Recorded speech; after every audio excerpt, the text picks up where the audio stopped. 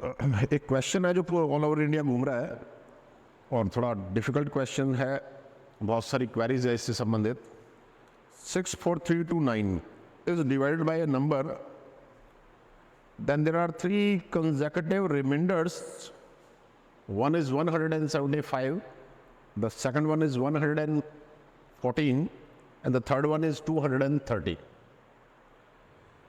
And we are supposed to find the sum of digits of that divisor. Sum of the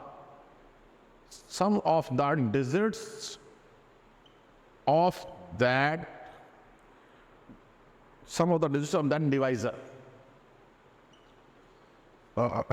ये number है, इसको किसी number से divide किया गया। पहली बार रिमाइंडर 175 बचा, दूसरी बार 114 बचा और तीसरी बार 213 बचा। तो ये बड़ा कॉम्प्लिकेटेड क्वेश्चन है क्योंकि इस टाइप की क्वेश्चंस यूजुअली जो है वो पहले आए नहीं हैं कभी। ये जो कन्वेंशनल मेथड होता है डिवीजन का, उस पर बेस्ड क्वेश्चन बना दिया गया। तो इसको सॉल्व करते हैं कि इसका आंसर क्या है। 64,329 इसको आपने किसी नंबर से डिवाइड किया, x y z alpha beta gamma Ram Shyam, किसी से भी डिवाइड किया और पहला रिमाइंडर आया 175।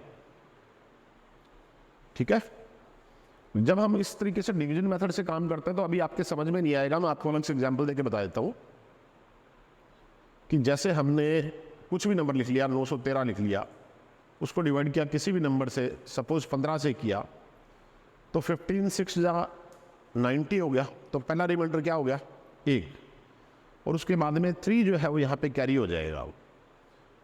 3 की बजाय मैं कुछ और लिख देता हूँ, यहाँ पे 8 लिख देता हूँ, तो 18 आ गया। अब नेक्स्ट 15 1 15 और अगला रिमाइंडर 3 आ गया। तो ये जो क्वेश्चन बना है वो इस तरीके से कि फर्स्ट रिमाइंडर जो है वो 1 आया और सेकंड रिमाइंडर जो है वो 3 आया। अगर मैं इस नंबर को बड़ा ले लेता या डिवाइजर को छोटा ले लेता तो आगे और 3 या 3 से ज़्यादा रिमाइंडर आ सकते थे। तो इस तरीके से क्या होता है कि ये पहले 2 डिजिट को डिवाइड किया, 9 तक गया और एक रिमाइंडर बचा। अब हमें इस क्वेश्चन में क्या पता लगेगा कि पहले 64 को डिवाइड किया या 643 को किया या 6432 को किया या 64329 को किया। तो उसका निकालने का तरीका ये है कि इसने बोला 3 रिमाइंडर है, इसका मतलब पहली बार जो है वो डिवीजन सिर्फ यहाँ से यहाँ तक किया गया है, 643 तक। समझ रहे हैं, 643 तक पहला डिवीजन किया गया, यहाँ से कुछ रिमाइंडर बचा, उसके बाद में 2 को कैरी किया गया, फिर सेकंड रिमाइंडर आया और उसके बाद में 9 को कैरी किया गया और फिर थर्ड रिमाइंडर आया। तो क्योंकि इसने 3 रिमाइंडर क्वेश्चन में बोल रखे हैं, इसका मतलब है कि पहली बार डिविजिबिलिटी यहाँ तक जाती है। What it are not.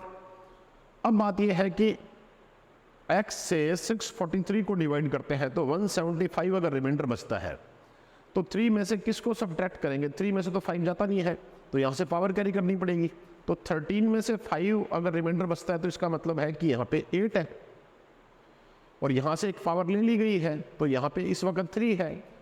अब 3 में से 7 फिर नहीं जाता तो एक बार वहाँ से लेनी पड़ेगी, तो ये 13 है, 13 में से 7 गया तो 13 - 7 किया तो 6 आ गया और यहाँ से एक पावर ले ली गई तो यहाँ पे 5 है, 5 - 1 किया तो 4 आ गया। मतलब यहाँ पे जो भी x × a की वैल्यू है वो 468 है। क्लियर। 175 यहाँ पे रिमाइंडर बच गया।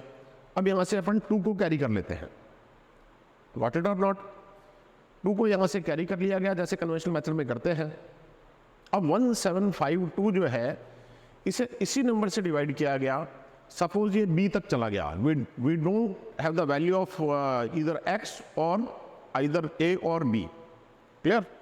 लेकिन ये जितनी बार भी गया हमें नहीं पता ये कितनी बार b की वैल्यू क्या है, लेकिन यहाँ पे रिमाइंडर बताया 114।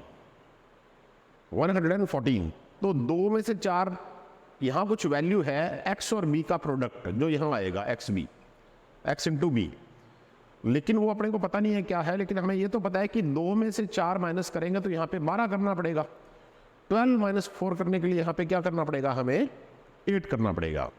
यहाँ से एक पावर कैरी की है तो यहाँ पे 12 हुआ है। हिंदी में डिवाइड 1 हासिल यहाँ से ली है तो ये 12 बना है, 12 में से 8 गया तो 4 रहा। अब यहाँ पे 4 है, 4 में से 1 गया तो 3 रह गया। 4 में से 3 माइनस करेंगे तब 1 बचेगा, और यहाँ से 1 पावर पहले कैरी कर ली गई थी तो यहाँ 16 बचा था। अब 16 में से 1 गया तो नहीं, यहाँ पावर कैरी की नहीं है, 5 में से माइनस किया है 4, 1 पावर इधर पहले दे दी थी, 4 में से 3 माइनस किया तो 1 बच गया, और यहाँ पे एज इट इज 17 में से 1 गया तो 16 रह गया। 1638 जो है ये x इंटू बी की वैल्यू है 1638। अब 114 बच गया। अब यहाँ से 9 कैरी कर लो, 1149, इसको ये c टाइम्स किया है, x इंटू सी किया तो यहाँ पे आना चाहिए x इंटू सी, और उसके बाद में थर्ड रिमाइंडर क्या दिया जा रहा है 213। तो अगर इसमें से x इंटू सी माइनस करेंगे तो 213 आता है, तो अगर इसमें से 213 माइनस कर देंगे तो x इंटू सी की वैल्यू आ जाएगी, जैसे कि पहले 2 बार आई है x इंटू ए या x इंटू बी की। अब 9 में से 3 अगर छोड़ना है तो यहाँ पे क्या होना चाहिए 6 होना चाहिए, फिर उसके बाद 4 में से 1 छोड़ना है तो यहाँ पे 3 होना चाहिए, और 11 में से 2 छोड़ना है तो यहाँ पे 9 होना चाहिए। तो इसका मतलब है कि 468, 468, 1638 ये और 936 ये सारे x के मल्टीपल है। ठीक है, क्वेश्चन बनाने वाला जो है वो ऐसा नहीं बनाता कि एम्बिगुअस आंसर आ जाए, एक से ज़्यादा आंसर आ जाए, वो कुछ ना कुछ अपने दिमाग में इस चीज़ को रखता है और उसके अकॉर्डिंग जो है वो डेटा सेट करता है।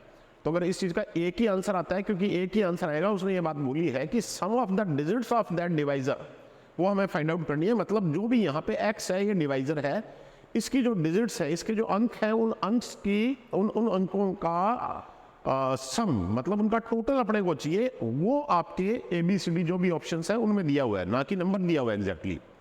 तो अब बात ये है कि x का ये भी मल्टीपल है 468, x का ये भी मल्टीपल है 1638, और x का ये भी मल्टीपल है 213। ठीक है, रिमाइंडर सबसे बड़ा 213 आया है।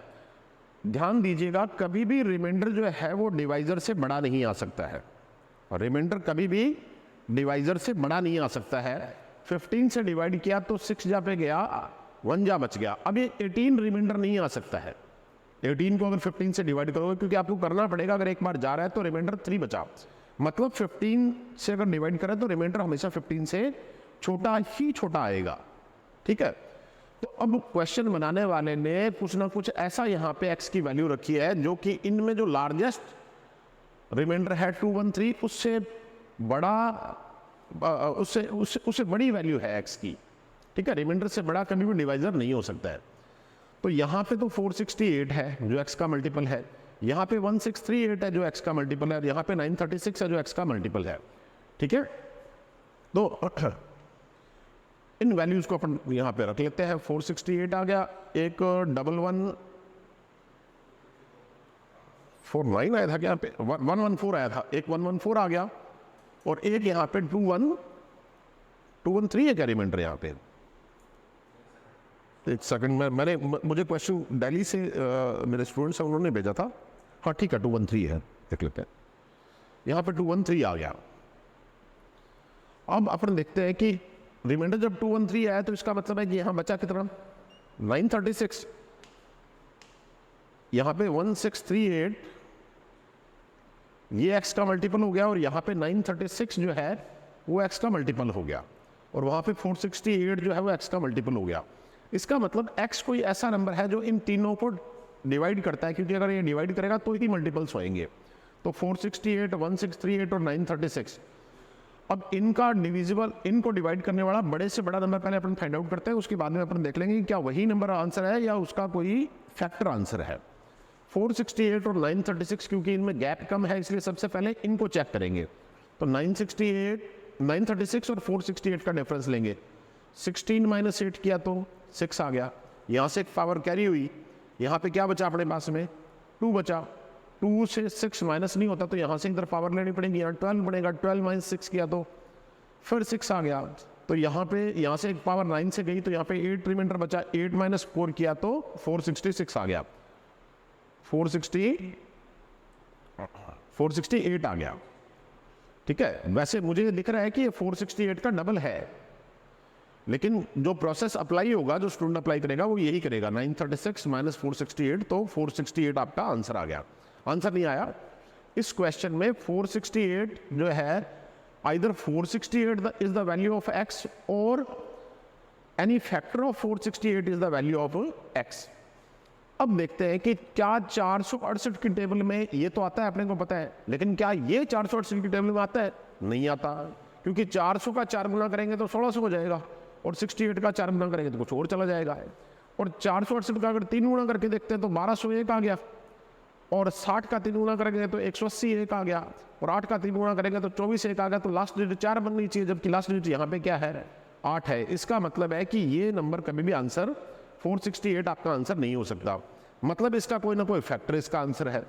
अब 468 के फैक्टर करेंगे तो सबसे छोटा फैक्टर निकालने का तरीका ये है कि हम किससे डिवाइड करके देखें? 2 से। ठीक है, 2 से डिवाइड करेंगे तो ये क्या आ जाएगा? 2, 3, 4 आ जाएगा। इतना ही आ गया ना, 234 आ गया। और अगर इसको 3 से डिवाइड करेंगे तो पहली बात तो ये 3 से डिवाइड होता है या नहीं होता? 3 से डिवाइड होने के लिए जरूरी है कि इसकी डिजिट्स का सम 3 से डिवाइड होना चाहिए।